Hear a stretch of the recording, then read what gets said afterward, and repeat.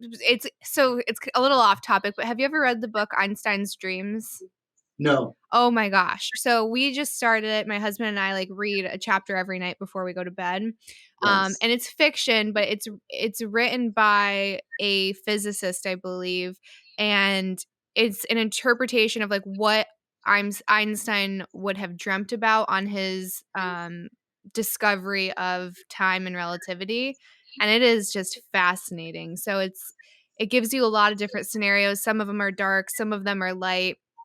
And then what you come to realize is that like time often is used against us when it was developed for us, and it's how do you use it as a tool instead of having that tool use you, and then use it to be happier, right? Because so much of our happiness is like it's taken away because we feel like there's not enough time and there's so much stress, and this to-do list just keeps growing, and then realizing like everything's a suggestion. Like there's very few things in this world that are just like a hard pressed rule.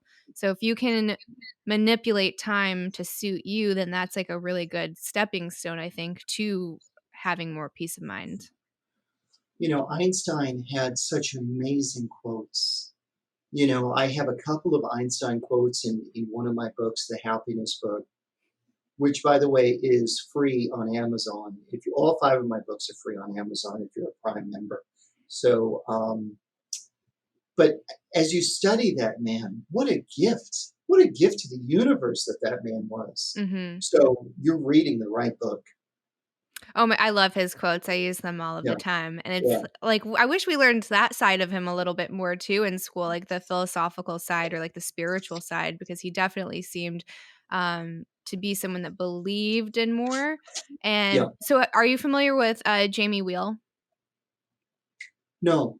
So he works a lot with Stephen Kotler. He's an author. He talks a lot about like flow states, spirituality, philosophy, that kind of stuff. Like he's just kind of an intellect. So he wrote this book. It's his newest one. It's called Recapture the Rapture.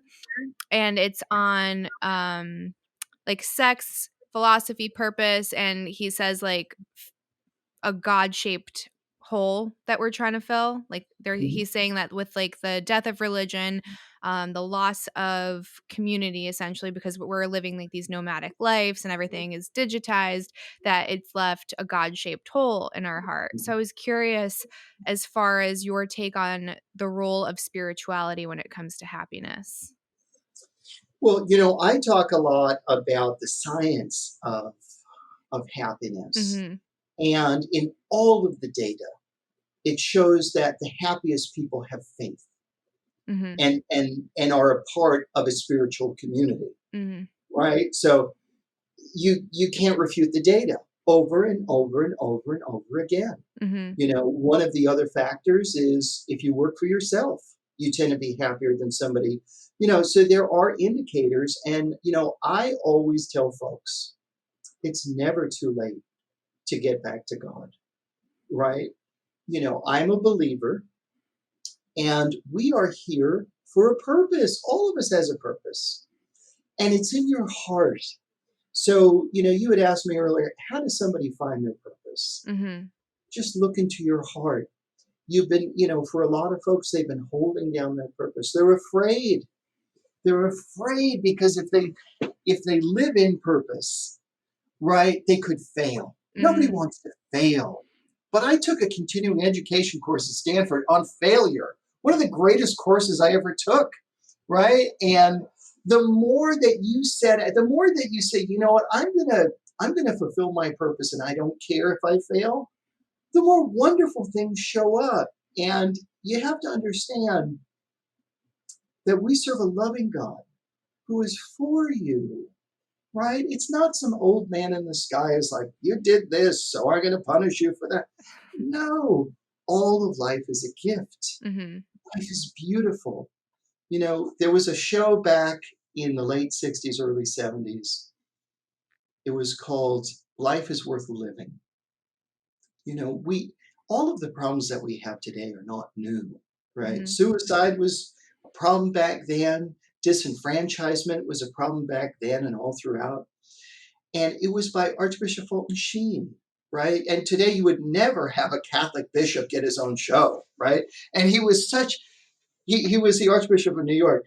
He was such a colorful man. He would wear capes, and he should have been on Broadway, right? But he would speak to people, even people that didn't have faith. He's kind of like the Joel Osteen of today, right? A lot of people who have no faith or are not of the Christian faith, like Joel Osteen. Why? Because he's positive. Hmm. He doesn't focus on sin. He doesn't focus on what a lot of people associate with faith, Right. right? So that's what I like to do in my personal life and in my itinerant preaching, because I do about 3 podcasts a week. I get hired by corporate demands, nonprofits. I guest lecture at Stanford University and other universities.